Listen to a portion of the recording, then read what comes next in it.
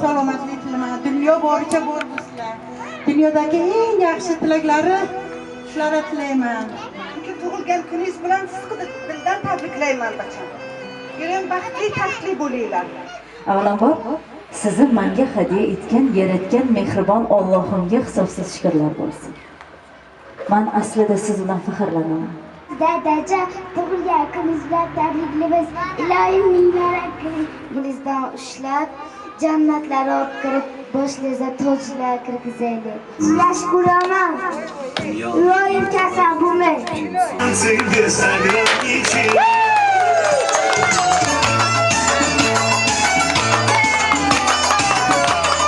برق گل و شادی شوره از جشن ستاره